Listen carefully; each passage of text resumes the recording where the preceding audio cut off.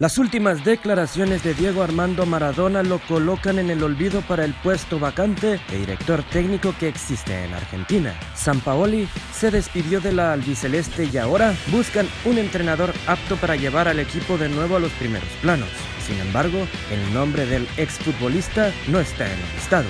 El Diego se encuentra recuperándose de algunas operaciones bucales. Además, fue tajante vía redes sociales sobre la Argentina. Quiero decir que me jode que algunos periodistas no me incluyan entre los posibles técnicos.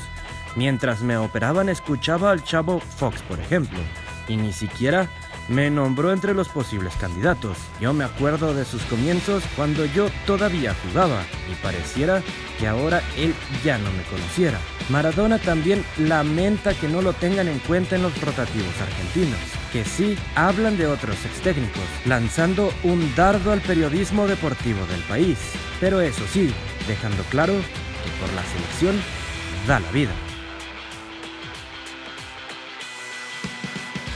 ¿Te gustó? ¡Qué bien! Ahora suscríbete al canal de YouTube de Telemundo Deportes para recibir contenido como este y mucho más.